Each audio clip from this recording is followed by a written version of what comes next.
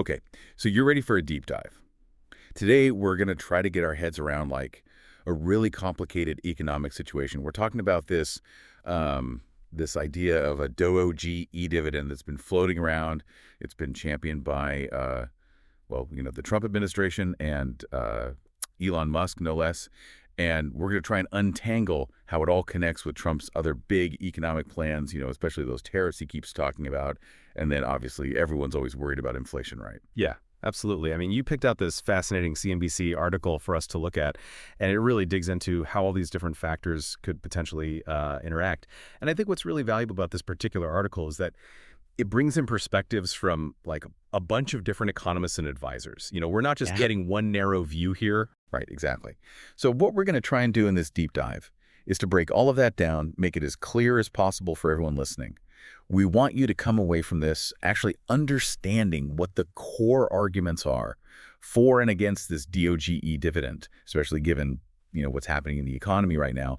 But, and this is important, we don't want you to feel like you've just, been through some brutal economics lecture. No, definitely not. Okay, so let's just start with the basics. What is this DOGE dividend? What's actually being proposed here?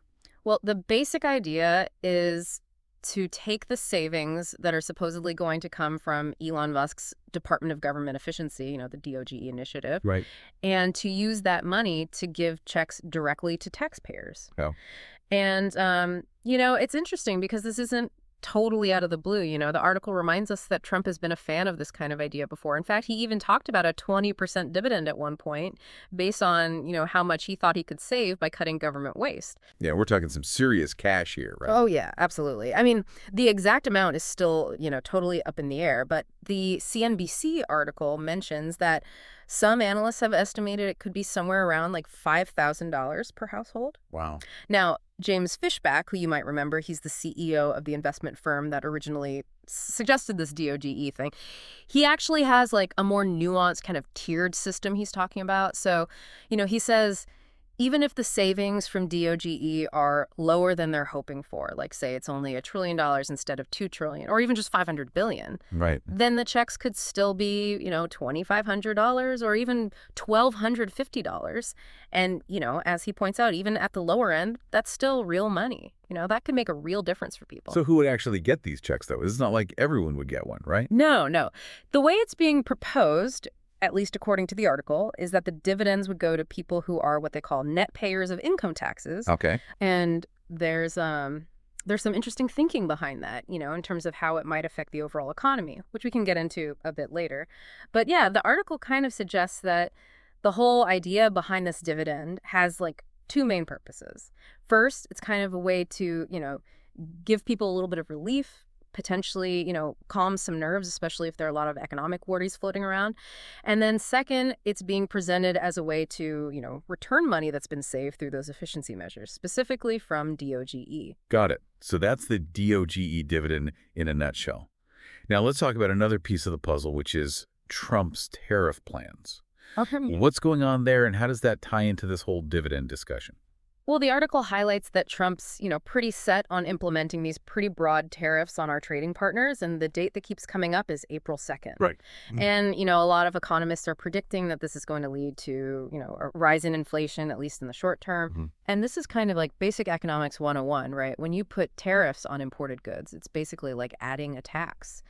And those costs are often passed on to, everyday people like us through higher prices. So we're already seeing inflation, and these tariffs can really make that even worse. That's the general consensus, yeah, based on what the CNBC article is saying. Now, to be fair, the article does also present the administration side of the story, which is that, they see this potential short-term pain as kind of a necessary detox for the U.S. economy. Okay. It's like their view is, okay, maybe there's going to be some instability for a bit, but in the long run, it's worth it to restructure the economy. I see.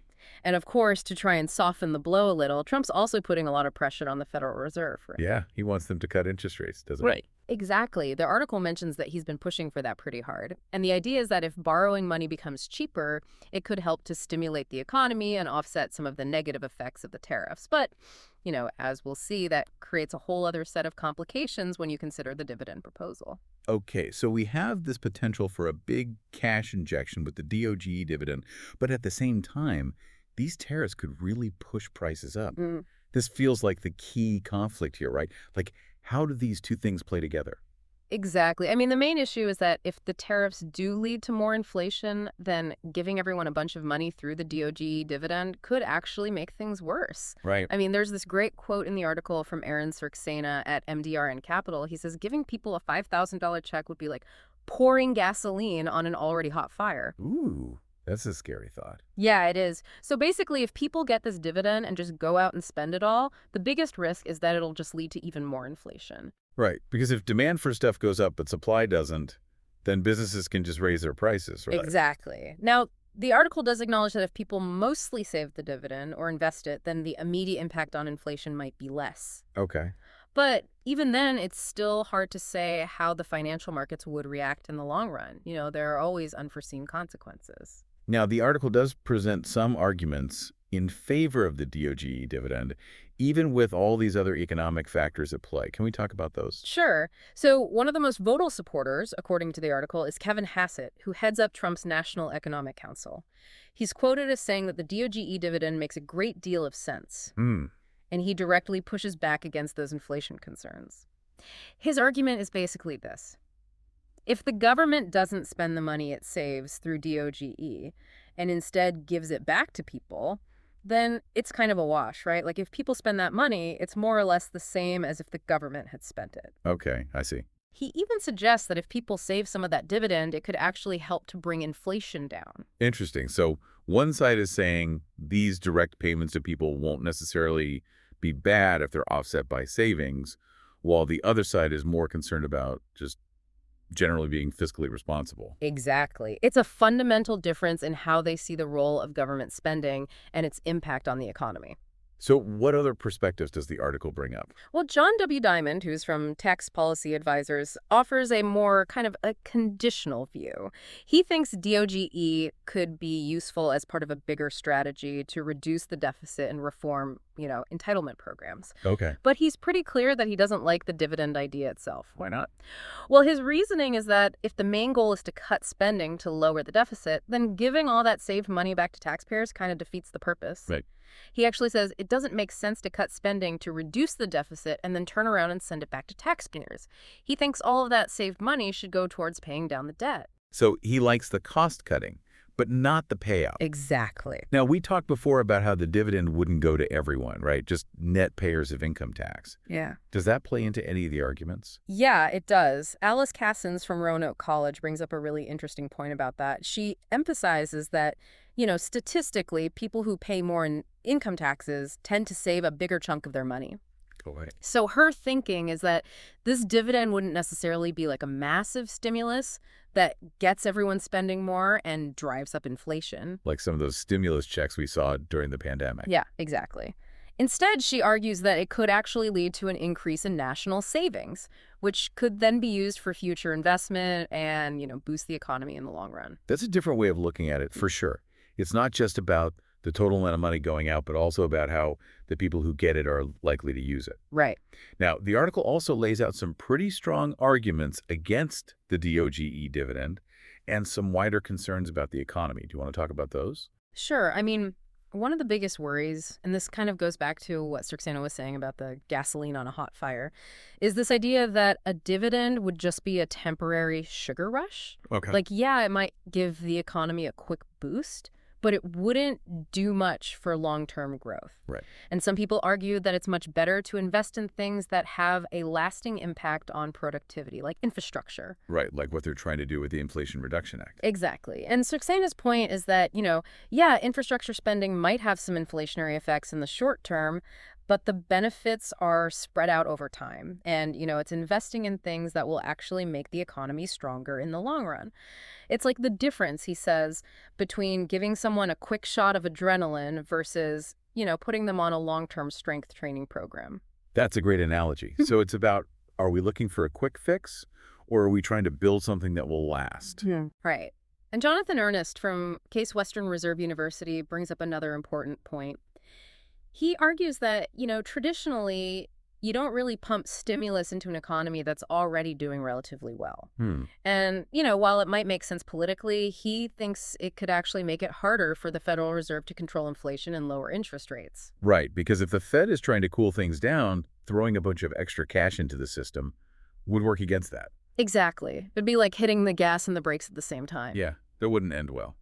And Ernest also points out that this whole idea of a stimulus check kind of clashes with the administration's goal of reducing the national debt, which, by the way, is sitting at a pretty hefty $36.22 trillion right now. Yeah, that's not a small number. No, it's not. And his point is, if DOGE really does save a bunch of money, wouldn't it be more responsible to use that money to pay down the debt rather than just handing it out? That makes sense. Yeah.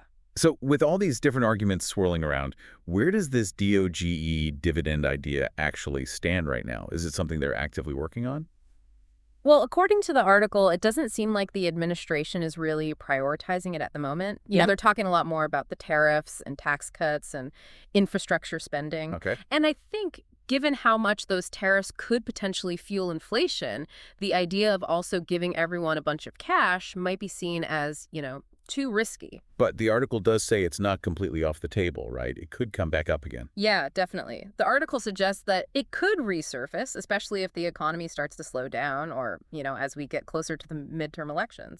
Yes. Politics. Exactly. And there's actually this kind of ironic point that Jonathan Ernest makes towards the end of the article. Oh, what's that?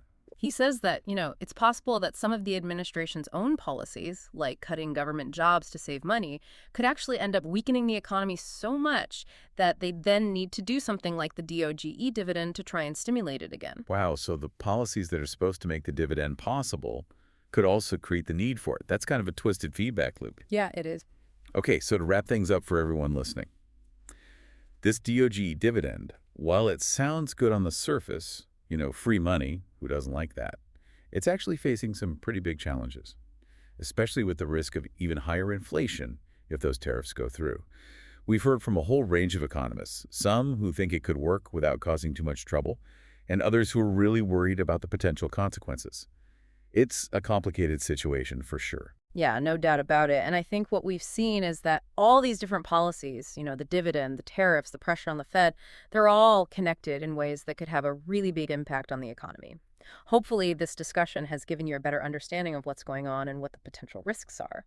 Absolutely. And on that note, here's a final thought for you to chew on. When you think about these different economic approaches, the idea of direct stimulus versus investing in things that will make the economy stronger in the long run, which one do you think is the best way to create real, lasting economic growth? What are the trade-offs? Something to think about. Thanks for joining us for this deep dive.